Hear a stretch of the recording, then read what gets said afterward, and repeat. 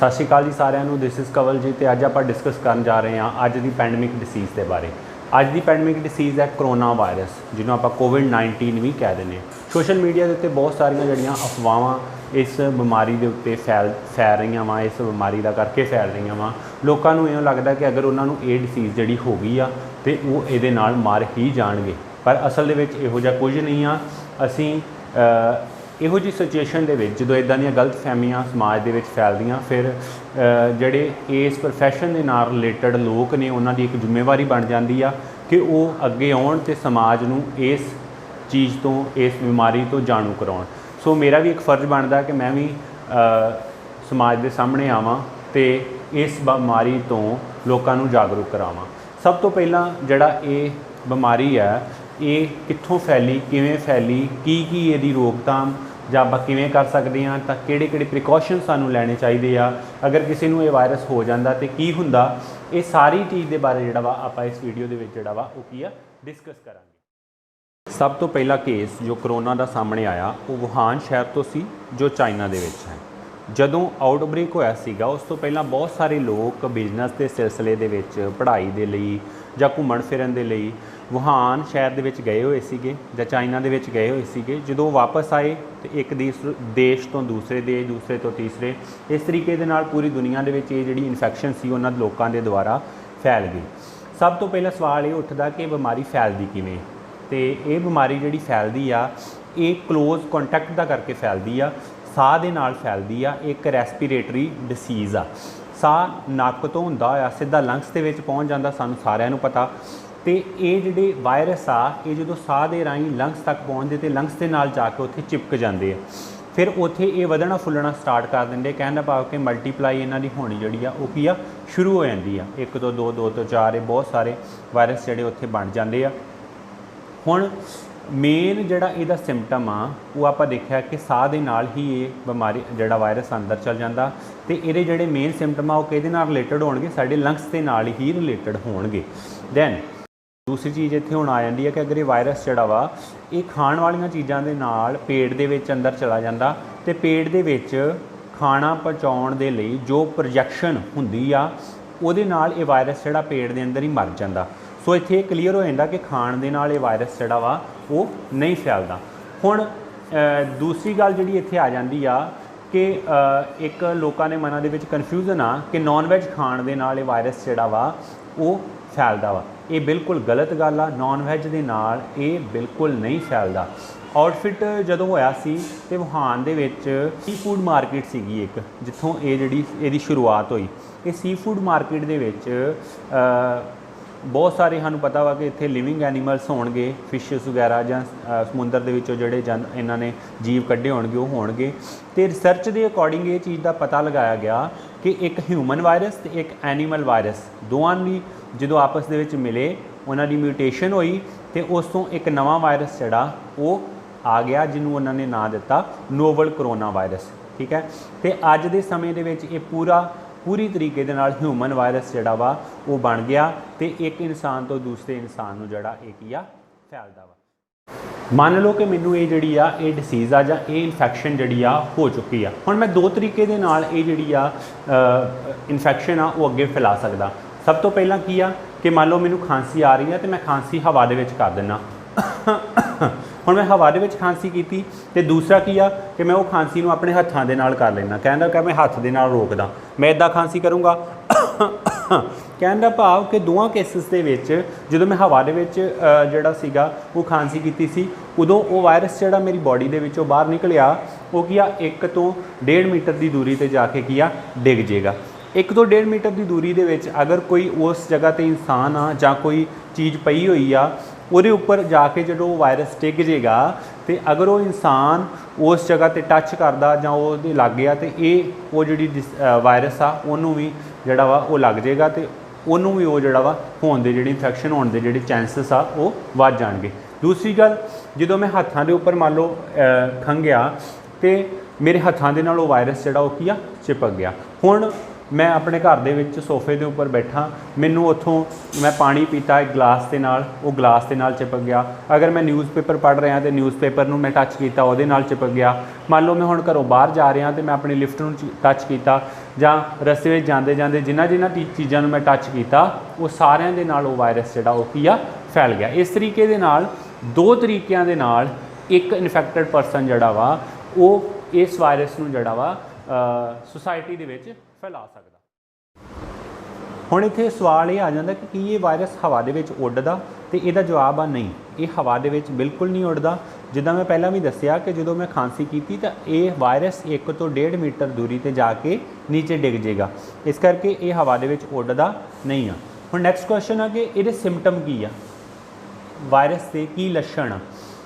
ਅਗਰ ਕਿਸੇ ਨੂੰ ਇਹ ਵਾਇਰਸ ਜਿਹੜਾ ਹੋ ਜਾਂਦਾ ਤੇ ਸਭ ਤੋਂ ਪਹਿਲਾਂ ਡਿਸੀਜ਼ ਹੁੰਦੀ ਆ ਤੇ ਸਭ ਤੋਂ ਪਹਿਲਾਂ ਜਿਹੜਾ ਸਿੰਪਟਮ ਆਉਂਦੇ ਆ ਉਹ ਕੀ ਆ, ਸਰਦੀ, ਜ਼ੁਕਾਮ, ਗਲੇ ਵਿੱਚ ਖਰਾਸ਼ ਹੋਣਾ ਜਾਂ ਸੁੱਕੀ ਖਾਂਸੀ ਦਾ ਆਉਣਾ ਜਾਂ ਮਨ ਜਿਹੜਾ ਵਾ ਉਹ ਉਲਟੀ ਆਉਣ ਨੂੰ ਕਰਨਾ, ਇਹ ਸਿੰਪਟਮ ਜਿਹੜੇ ਬੇਸਿਕ ਇਹਦੇ ਸਿੰਪਟਮ ਆ ਜਾਂਦੇ ਆ ਨਾ। ਉਸ ਤੋਂ ਇਲਾਵਾ ਅਗਰ ਕਨਫਰਮੇਸ਼ਨ ਆ ਕਿ ਇਹ ਵਾਇਰਸ ਹੋ ਸਕਦਾ ਤੁਹਾਨੂੰ, ਉਹਦੇ ਵਾਸਤੇ ਕੀ ਆ, ਹਿਸਟਰੀ ਇਜ਼ ਇੰਪੋਰਟੈਂਟ ਕਿ ਪਿਛਲੇ 10 ਤੋਂ 12 ਦਿਨਾਂ ਦੇ ਵਿੱਚ ਉਹ ਇਨਸਾਨ ਜਿਸ ਨੂੰ ਇਸ ਤਰੀਕੇ ਦੀ ਪ੍ਰੋਬਲਮ ਆ ਰਹੀ ਆ ਉਹ ਕਿੰਨਾ ਜਗ੍ਹਾ ਦੇ ਉੱਤੇ ਗਿਆ, ਕੀ ਉਹ ਇਹੋ ਜਿਹੇ ਇਲਾਕੇ ਦੇ ਵਿੱਚ ਗਿਆ ਜਿੱਥੇ ਇਹ ਇਨਫੈਕਸ਼ਨ ਜਿਹੜੀ ਆ ਉਹ ਬਹੁਤ ਜ਼ਿਆਦਾ ਫੈਲ ਚੁੱਕੀ ਸੀਗੀ ਜਾਂ ਹੋਈ ਸੀਗੀ। ਇਸ ਚੀਜ਼ ਨੂੰ ਵੀ ਜਿਹੜਾ ਵਾ ਉਹ ਨਜ਼ਰ ਅੰਦਾਜ਼ ਨਹੀਂ ਕੀਤਾ ਜਾ ਸਕਦਾ। ਇਸ ਕਰਕੇ ਹਿਸਟਰੀ ਇਜ਼ ਮਸਟ, ਹਿਸਟਰੀ ਬਹੁਤ ਇੰਪੋਰਟੈਂਟ ਆ ਕਿਉਂਕਿ ਨਾਰਮਲ ਵੀ ਕਿਸੇ ਨੂੰ ਵੀ ਜਿਹੜੀ ਸਰਦੀ ਜ਼ੁਕਾਮ ਆ ਉਹ ਹੋ ਸਕਦਾ। ਇਹਦਾ ਮਤਲਬ ਇਹ ਨਹੀਂ ਕਿ ਉਹਨੂੰ ਕਰੋਨਾ ਵਾਇਰਸ ਹੀ ਹੋ ਗਿਆ, ਕੋਵਿਡ-19 ਹੀ ਹੋ ਗਿਆ। ਇਸ ਕਰਕੇ ਹਿਸਟਰੀ ਜਿਹੜੀ ਆ ਉਹ ਕੀ ਆ, ਬਹੁਤ ਇੰਪੋਰਟੈਂਟ ਆ। ਹੁਣ ਆਪਾਂ ਹਿਸਟਰੀ ਦੀ ਗੱਲ ਕਰਦੇ ਹਾਂ ਜਾਂ ਇਹਦੀ ਵਾਇਰਸ ਦੀ ਗੱਲ ਕਰਦੇ ਹਾਂ ਤੇ 80 ਤੋਂ 85% ਲੋਕ ਜਿਹੜੇ ਆ ਉਹਨਾਂ ਨੂੰ ਕੀ ਆ, ਮਾਈਲਡ ਸਿੰਪਟਮ ਹੁੰਦੇ ਆ। ਮਾਈਲਡ ਸਿੰਪਟਮ ਮੀਨਸ ਕਿ ਸੀਰੀਅਸ ਸਿੰਪਟਮ ਨਹੀਂ ਹੁੰਦੇ, ਉਹਨਾਂ ਨੂੰ ਨਾਰਮਲ ਜੀ ਜਿੱਦਾਂ ਸਰਦੀ ਜਾਂ ਬੁਖਾਰ ਵਗੈਰਾ ਜਿਹੜਾ ਉਹ ਹੋ ਜਾਂਦਾ। ਬਟ 10 ਤੋਂ 15% ਜਿਹੜੇ ਆ ਉਹਨਾਂ ਨੂੰ ਕੀ ਆ, ਸੀਰੀਅਸ ਸਿੰਪਟਮ ਹੁੰਦੇ ਆ। 10 ਤੋਂ 15% ਕੇਸ ਇੱਦਾਂ ਦੇ ਆਉਂਦੇ ਆ ਜਿਨ੍ਹਾਂ ਨੂੰ ਸੀਰੀਅਸ ਸਿੰਪਟਮ ਹੁੰਦੇ ਆ, ਉਹਨਾਂ ਨੂੰ ਸਾਹ ਲੈਣ ਦੇ ਵਿੱਚ ਤਕਲੀਫ ਹੁੰਦੀ ਆ, ਜਿਵੇਂ ਅਸਥਮਾ, ਦਮਾ ਵਗੈਰਾ ਹੋ ਜੇ ਜਾਂ ਗਲੇ ਦੇ ਵਿੱਚ ਬਹੁਤ ਜ਼ਿਆਦਾ ਜਿਹੜਾ ਦਰਦ ਆ ਉਹ ਰਹਿੰਦਾ ਵਾ। ਇੱਕ ਚੀਜ਼ ਹੋਰ ਜਿਹੜੀ ਦੇਖਣ ਨੂੰ ਮਿਲੀ ਆ ਉਹ ਆ ਕਿ ਅਜੇ ਤੱਕ ਬੱਚੇ ਜਿਹੜੇ ਆ ਉਹਨਾਂ ਨੂੰ ਇਹ ਬਿਮਾਰੀ ਬਹੁਤ ਹੀ ਘੱਟ ਉਹਨਾਂ ਦੇ ਵਿੱਚ ਦੇਖਣ ਨੂੰ ਜਿਹੜੀ ਆ ਉਹ ਮਿਲੀ ਆ, ਜਾਂ ਨਾ ਮਾਤਰਾ ਆਪਾਂ ਕਹੀਏ ਕਿ ਦੇਖਣ ਨੂੰ ਜਿਹੜੀ ਆ ਉਹ ਕੀ ਆ ਮਿਲੀ ਆ। ਨੌਜਵਾਨ ਲੋਕ ਜਾਂ ਆਪਾਂ ਕਹੀਏ ਕਿ ਜਿਹੜੇ ਹੈਲਥੀ ਲੋਕ ਆ ਉਹਨਾਂ ਦੇ ਵਿੱਚ ਵੀ ਇਹ ਜਿਹੜੇ ਉਹਨਾਂ ਦੇ ਵਿੱਚ ਇਹ ਵਾਇਰਸ ਨੂੰ ਬਰਦਾਸ਼ਤ ਕਰਨ ਦੀ ਜਿਹੜੀ ਸ਼ਕਤੀ ਆ ਉਹ ਕੀ ਆ, ਜ਼ਿਆਦਾ ਵਾ। ਪਰ ਜਿਨ੍ਹਾਂ ਦੀ ਏਜ 60 ਤੋਂ 70 ਈਅਰਸ ਆ ਉਹਨਾਂ ਨੂੰ ਇਹ ਜਾਂ ਉਹਨਾਂ ਦੇ ਨਾਲ ਉਹਨਾਂ ਨੂੰ ਕੋਈ ਹੋਰ ਵੀ ਬਿਮਾਰੀ ਆ, ਜਿਵੇਂ ਕਹਿਣ ਦਾ ਭਾਵ ਕਿ ਡਾਇਬਟੀਜ਼ ਆ, ਦਿਲ ਦੀ ਬਿਮਾਰੀ ਆ, ਦੈਨ ਉਹਨਾਂ ਦੇ ਵਿੱਚ ਇਹ ਵਾਇਰਸ ਨੂੰ ਬਰਦਾਸ਼ਤ ਕਰਨਾ ਮੁਸ਼ਕਲ ਹੋ ਜਾਂਦਾ। ਉਹਨਾਂ ਦਾ ਇਮਿਊਨ ਸਿਸਟਮ ਜਿਹੜਾ ਵਾ ਉਹ ਪਹਿਲਾਂ ਹੀ ਬਹੁਤ ਜ਼ਿਆਦਾ ਖਰਾਬ ਹੋਇਆ ਹੁੰਦਾ। ਇਸ ਕਰਕੇ ਇਮਿਊਨ ਸਿਸਟਮ ਮੀਨਸ ਕਿ ਸਾਡੇ ਬਾਡੀ ਦੀ ਜਿਹੜੀ ਆ ਦੀ ਇੱਕ ਸ਼ਕਤੀ ਆ ਜਿਹੜੀ ਬਿਮਾਰੀਆਂ ਦੇ ਨਾਲ ਲੜਦੀ ਆ, ਠੀਕ ਆ, ਉਹ ਬਹੁਤ ਘੱਟ ਹੁੰਦੀ ਆ ਪਹਿਲਾਂ ਹੀ। ਇਸ ਕਰਕੇ ਉਹਨਾਂ ਦੇ ਉੱਤੇ ਜਿਹੜਾ ਵਾ ਉਹ ਕੀ ਆ, ਕਾਫੀ ਜ਼ਿਆਦਾ ਅਸਰ ਜਿਹੜਾ ਉਹ ਇਹ ਵਾਇਰਸ ਜਿਹੜਾ ਉਹ ਕਰਦਾ ਵਾ। ਕਿਸੇ ਨੂੰ ਅਗਰ ਇਹ ਲੱਛਣ ਜਿਹੜੇ ਆ ਉਹ ਹੁੰਦੇ ਦਿਸਦੇ ਆ, ਤੁਹਾਨੂੰ ਲੱਗਦਾ ਕਿ ਹਾਂ ਅਗਰ ਕਿਸੇ ਨੂੰ ਇਹ ਲੱਛਣ ਹੈਗੇ ਆ ਤੇ 1075 ਇਹ ਹੈਲਪਲਾਈਨ ਨੰਬਰ ਆ ਪੰਜਾਬ ਗੌਰਮੈਂਟ ਦਾ, ਤੇ ਇੰਡੀਆ ਗੌਰਮੈਂਟ ਦਾ 01123978046। ਇਹਨਾਂ ਨੰਬਰਾਂ ਦੇ ਉੱਤੇ ਤੁਸੀਂ ਕਾਲ ਕਰਕੇ ਦੱਸ ਸਕਦੇ ਹੋ ਅਗਰ ਕਿਸੇ ਤਰੀਕੇ ਦੀ ਵੀ ਤੁਹਾਨੂੰ ਕੋਈ ਇਹੋ ਜਿਹੇ ਲੱਛਣ ਜਿਹੜੇ ਆ ਉਹ ਆਉਂਦੇ ਆ। ਇਹ ਨੰਬਰ ਤੇ ਤੁਸੀਂ ਕਾਲ ਕਰੋਗੇ ਤੇ ਤੁਹਾਨੂੰ ਸਹੀ ਸਲਾਹ ਜਿਹੜੀ ਆ ਉਹ ਡਾਕਟਰ ਦੁਆਰਾ ਦਿੱਤੀ ਜਾਏਗੀ, ਤੇ ਜ਼ਰੂਰਤ ਪੈਣ ਤੇ ਅਗਰ ਬਹੁਤ ਜ਼ਿਆਦਾ ਸੀਰੀਅਸ ਕੰਡੀਸ਼ਨ ਆ ਤੇ ਤੁਹਾਨੂੰ ਹਸਪੀਟਲਾਈਜ਼ ਵੀ ਕੀਤਾ ਜਾਊਗਾ ਇਹਨਾਂ ਦੇ ਦੁਆਰਾ। ਤੁਹਾਡੇ ਗਲੇ ਦਾ ਜਿਹੜਾ ਵਾ, ਗਲੇ ਤੇ ਨੱਕ ਦੇ ਵਿੱਚੋਂ ਸੈਂਪਲ ਲੈ ਕੇ ਟੈਸਟ ਵਾਸਤੇ ਭੇਜਿਆ ਜਾਊਗਾ। ਹਰ ਇੱਕ ਸਟੇਟ ਦੇ ਵਿੱਚ ਕੁਝ ਖਾਸ ਹਸਪੀਟਲ ਜਿਹੜੇ ਆ ਉਹ ਵਾਇਰਸ ਇਨਫੈਕਟਡ ਸੈਂਟਰ ਜਿਹੜੇ ਉਹ ਬਣਾਏ ਹੋਏ ਆ। ਅਗਰ ਤੁਹਾਡਾ ਟੈਸਟ ਜਿਹੜਾ ਉਹ ਪੋਜ਼ਿਟਿਵ ਆ ਜਾਂਦਾ ਤੇ ਸਭ ਤੋਂ ਪਹਿਲਾਂ ਤੁਹਾਨੂੰ ਘਬਰਾਉਣ ਦੀ ਬਿਲਕੁਲ ਲੋੜ ਨਹੀਂ ਆ, ਡਰਨ ਦੀ ਬਿਲਕੁਲ ਲੋੜ ਨਹੀਂ ਆ। 80 ਤੋਂ 85% ਲੋਕ ਜਿਹੜੇ ਆ ਉਹਨਾਂ ਦੇ ਵਿੱਚ ਸਿਰਫ ਹਲਕੇ ਜਿਹੇ ਸਿੰਪਟਮ ਜਿਹੜੇ ਆ ਉਹ ਆਉਂਦੇ ਆ। ਅਗਰ ਸਿੰਪਟਮ ਜਿਹੜੇ ਨਾਰਮਲ ਆ ਤੇ ਤੁਹਾਨੂੰ ਇੱਕ ਸਪੈਸ਼ਲ ਵਾਰਡ ਦੇ ਵਿੱਚ ਆਈਸੋਲੇਟ ਕਰ ਦਿੱਤਾ ਜਾਂਦਾ, ਤੇ ਜਿਹਦੇ ਵਿੱਚ ਤੁਹਾਨੂੰ 2 ਹਫ਼ਤੇ ਜਿਹੜੇ ਆ 2 ਹਫ਼ਤੇ ਲਈ ਤੁਹਾਨੂੰ ਆਈਸੋਲੇਟ ਕੀਤਾ ਜਾਂਦਾ, 2 ਹਫ਼ਤੇ ਲਈ ਤੁਹਾਨੂੰ ਰੱਖਿਆ ਜਾਂਦਾ ਵਾ। ਅਗਰ ਬਹੁਤ ਹਾਲਤ ਜਿਹੜੀ ਖਰਾਬ ਆ ਦੈਨ ਤੁਹਾਨੂੰ ਵੈਂਟੀਲੇਟਰ ਤੇ ICU ਦੇ ਵਿੱਚ ਰੱਖਿਆ ਜਾਂਦਾ ਵਾ। ਸਿਰਫ 10 ਤੋਂ 15% ਲੋਕਾਂ ਨੂੰ ਹੀ ਇਹ ਹੁੰਦਾ, ਉਹਨਾਂ ਨੂੰ ਸੀਰੀਅਸ ਕੰਡੀਸ਼ਨ ਹੋਣ ਦਾ ਕਰਕੇ ICU ਦੇ ਵਿੱਚ ਜਿਹੜਾ ਵਾ ਉਹ ਕੀ ਆ, ਭਰਤੀ ਕੀਤਾ ਜਾਂਦਾ। ਹੁਣ ਆਈਸੋਲੇਸ਼ਨ ਦਾ ਕੀ ਮਤਲਬ ਆ?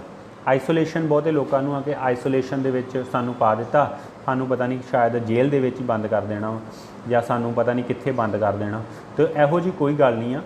ਆਈਸੋਲੇਸ਼ਨ ਮੀਨਸ ਕਿ ਤੁਹਾਨੂੰ 2 ਹਫ਼ਤੇ ਲਈ ਇੱਕ ਸਪੈਸ਼ਲ ਰੂਮ ਦੇ ਵਿੱਚ ਡਾਕਟਰਾਂ ਦੀ ਨਿਗਰਾਨੀ ਦੇ ਵਿੱਚ ਰੱਖਿਆ ਜਾਂਦਾ। 2 ਹਫ਼ਤੇ ਲਈ ਸਾਰੇ ਕੰਟੈਕਟ ਤੁਹਾਡੇ ਜਿਹੜੇ ਆ ਉਹ ਬੰਦ ਕਰ ਦਿੱਤੇ ਜਾਂਦੇ ਆ। ਮੀਨਸ ਕਿ ਤੁਹਾਨੂੰ ਕਿਸੇ ਦੇ ਨਾਲ ਮਿਲਣ ਗਿਲਣ ਦੀ ਇਜਾਜ਼ਤ ਨਹੀਂ ਦਿੱਤੀ ਜਾਂਦੀ। ਅਗਰ ਤੁਹਾਡੀ ਕੰਡੀਸ਼ਨ ਜਿਹੜੀ ਉਹ ਖਰਾਬ ਆ ਤੇ ਜ਼ਰੂਰਤ ਪੈਣ 'ਤੇ ਤੁਹਾਨੂੰ ਪ੍ਰੋਪਰ ਮੈਡੀਸਿਨ ਜਿਹੜੀ ਦਿੱਤੀ ਜਾਂਦੀ ਹੈ। ਅਗਰ ਸਪੋਜ਼ ਤੁਹਾਨੂੰ ਬੁਖਾਰ ਹੋ ਰਿਹਾ, ਤੁਹਾਨੂੰ ਬੁਖਾਰ ਦੀ ਦਵਾਈ ਦਿੱਤੀ ਜਾਊਗੀ। ਅਗਰ ਤੁਹਾਨੂੰ ਜ਼ੁਕਾਮ ਹੋ ਰਿਹਾ, ਜ਼ੁਕਾਮ ਦੀ ਦਵਾਈ ਦਿੱਤੀ ਜਾਊਗੀ। ਅਗਰ ਪੇਟ 'ਚ ਦਰਦ ਹੋ ਰਹੀ ਤੇ ਪੇਟ ਦਰਦ ਦੀ ਦਵਾਈ ਦਿੱਤੀ ਜਾਊਗੀ। ਅਗਰ ਤੁਸੀਂ ਆਪਣੇ ਆਪ ਨੂੰ ਆਈਸੋਲੇਟ ਕਰਦੇ ਹੋ, 2 ਬਹੁਤ ਜ਼ਰੂਰੀ ਕੰਮ ਤੁਸੀਂ ਕਰ ਰਹੇ ਹੋ। ਅਗਰ ਤੁਸੀਂ ਇਸ ਵਾਇਰਸ ਦੇ ਨਾਲ ਇਨਫੈਕਟਡ ਹੋ ਤੇ ਤੁਸੀਂ ਬਹੁਤ 2 ਜ਼ਰੂਰੀ ਕੰਮ ਜਿਹੜੇ ਉਹ ਕਰ ਰਹੇ ਹੋ। ਸਭ ਤੋਂ ਪਹਿਲਾਂ ਤੇ ਤੁਸੀਂ ਆਪਣੀ ਮਦਦ ਕਰ ਰਹੇ ਹੋ ਤੇ ਦੂਸਰਾ ਤੁਸੀਂ ਦੂਜਿਆਂ ਨੂੰ ਵੀ ਬਚਾ ਰਹੇ ਹੋ, ਆਪਣੀ ਫੈਮਲੀਜ਼ ਨੂੰ ਵੀ ਬਚਾ ਰਹੇ ਹੋ। 2 ਹਫ਼ਤੇ ਦੇ ਇਕੱਲੇ ਰਹਿਣ ਦੇ ਨਾਲ ਤੁਹਾਡੀ ਆਪਣੀ ਫੈਮਲੀ ਦੀ ਤੇ ਹਜ਼ਾਰਾਂ ਲੋਕਾਂ ਦੀ ਜਿਹੜੀ ਆ ਉਹ ਜਾਨ ਬਚ ਸਕਦੀ ਆ ਜਾਂ ਹਿਫਾਜ਼ਤ ਹੋ ਸਕਦੀ ਆ। 2 ਹਫ਼ਤੇ ਬਾਅਦ ਤੁਸੀਂ ਫਿਰ ਤੋਂ ਨੋਰਮਲ ਜ਼ਿੰਦਗੀ ਜਿਹੜੀ ਉਹ ਗੁਜ਼ਾਰ ਸਕਦੇ ਹੋ। ਇਸ ਬਿਮਾਰੀ ਦਾ ਰਿਕਵਰੀ ਰੇਟ ਬਹੁਤ ਜ਼ਿਆਦਾ ਤੇ ਡੈਥ ਰੇਟ ਬਹੁਤ ਘੱਟ ਆ। ਇਹਦਾ ਰਿਕਵਰੀ ਰੇਟ ਜਿਹੜਾ ਵਾ ਹਾਈ ਹੋਣ ਦਾ ਕਰਕੇ ਤਾਂ ਹੀ ਮੈਂ ਕਿਹਾ ਕਿ 80 ਤੋਂ 85% ਲੋਕ ਜਿਹੜੇ ਆ ਉਹ ਕੀ ਆ ਈਜ਼ੀਲੀ ਰਿਕਵਰ ਜਿਹੜਾ ਉਹ ਕਰ ਜਾਂਦੇ ਆ। ਅਗਰ ਆਪਾਂ ਅੱਜ ਦੀ ਗੱਲ ਕਰੀਏ, 24 ਸਤੰਬਰ ਦੀ ਗੱਲ ਕਰੀਏ, ਤਾਂ ਅੱਜ ਦੀ ਡੇਟ ਦੇ ਵਿੱਚ ਇੰਡੀਆ ਦੇ ਵਿੱਚ 5.73 ਮਿਲੀਅਨ ਲੋਕ ਜਿਹੜੇ ਕੇਸ ਆ ਉਹ ਆਏ ਆ, ਜਿਨ੍ਹਾਂ ਦੇ ਵਿੱਚੋਂ 4.59 ਮਿਲੀਅਨ ਜਿਹੜੇ ਉਹ ਰਿਕਵਰ ਹੋ ਗਏ ਆ ਤੇ ਜਿਹੜਾ ਡੈਥ ਆ ਇਹ 91,000 ਆ। ਕਹਿਣ ਦਾ ਭਾਵ ਕਿ ਇਹਦਾ ਰਿਕਵਰੀ ਰੇਟ ਬਹੁਤ ਜ਼ਿਆਦਾ ਵਾ। ਹੁਣ ਨੈਕਸਟ ਜਿਹੜੀ ਚੀਜ਼ ਆ ਜਾਂਦੀ ਆ, ਨੈਕਸਟ ਕੁਐਸਚਨ ਆ ਕਿ ਇਹਦੇ ਵਾਸਤੇ ਪ੍ਰੀਕਾਸ਼ਨਸ ਕੀ ਆ। ਪ੍ਰੀਕਾਸ਼ਨ ਸਭ ਤੋਂ ਪਹਿਲਾਂ ਜਿਹੜਾ ਪ੍ਰੀਕਾਸ਼ਨ ਆ ਲਾਈਫ ਸਟਾਈਲ ਮੋਡੀਫਿਕੇਸ਼ਨ। ਕਹਿਣ ਦਾ ਭਾਵ ਕਿ ਤੁਹਾਨੂੰ ਆਪਣਾ ਲਾਈਫ ਸਟਾਈਲ ਜਿਹੜਾ ਉਹ ਥੋੜ੍ਹਾ ਜਿਹਾ ਬਦਲਣਾ ਪਊਗਾ। ਵਾਰ-ਵਾਰ ਆਪਾਂ ਆਪਣੇ ਮੂੰਹ ਨੂੰ ਹੱਥ ਲਾਉਂਦੇ ਆ, ਨੱਕ ਨੂੰ ਹੱਥ ਲਾਉਂਦੇ ਆ ਜਾਂ ਆਪਣੀ ਅੱਖਾਂ ਨੂੰ ਹੱਥ ਲਾਉਂਦੇ ਆ। ਇਹ ਸਾਨੂੰ ਜਿਹੜਾ ਆਪਣੇ ਮੂੰਹ ਨੂੰ ਟੱਚ ਕਰਦੇ ਆ ਆਪਾਂ, ਇਹਨੂੰ ਸਭ ਤੋਂ ਪਹਿਲਾਂ ਆਪਾਂ ਨੂੰ ਰੋਕਣਾ ਪਊਗਾ ਕਿ ਆਪਾਂ ਆਪਣੇ ਫੇਸ ਨੂੰ ਟੱਚ ਨਹੀਂ ਕਰਨਾ। ਨੈਕਸਟ, ਅਗਰ ਸਰਦੀ ਜ਼ੁਕਾਮ ਹੈ ਤਾਂ ਮਾਸਕ ਪਾ ਕੇ ਰੱਖੋ। ਦੂਜਿਆਂ ਨੂੰ ਇਸ ਇਨਫੈਕਸ਼ਨ ਹੋਣ ਤੋਂ ਜ਼ਰੂਰ ਬਚਾਓ।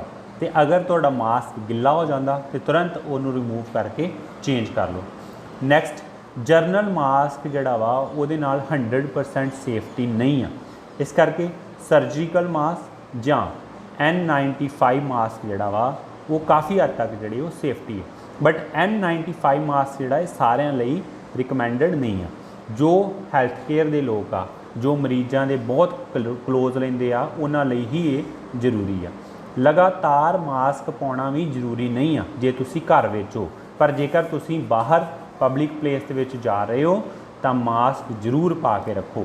ਸੋਸ਼ਲ ਡਿਸਟੈਂਸ ਬਣਾ ਕੇ ਰੱਖੋ। ਲਗਾਤਾਰ ਹੱਥ ਸਾਬਣ ਦੇ ਨਾਲ ਧੋਵੋ ਜਾਂ ਸੈਨੀਟਾਈਜ਼ ਕਰੋ।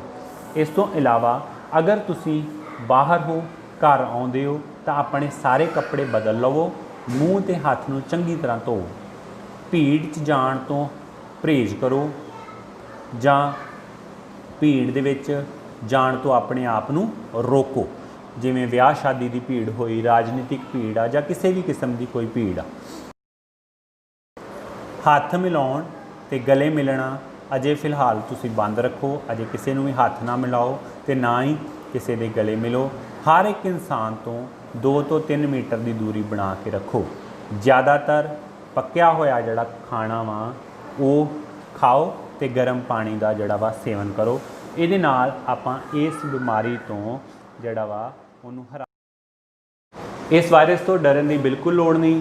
ਅਗਰ ਕਿਸੇ ਨੂੰ ਇਹ ਡਿਸੀਜ਼ ਹੈ, ਉਹਦੀ ਹਿੰਮਤ ਵਧਾਓ। ਆਪਣੇ ਫੈਮਿਲੀ ਨੂੰ, ਆਪਣੇ ਆਲੇ ਦੁਆਲੇ ਨੂੰ ਦੇ ਲੋਕਾਂ ਨੂੰ ਇਸ ਤੋਂ ਜਿਹੜਾ ਵਾ ਉਹ ਜਾਗਰੂਕ ਕਰਾਓ, ਕਿਉਂਕਿ ਜਾਨ ਹੈ ਤਾਂ ਜਹਾਨ ਹੈ। Thank you.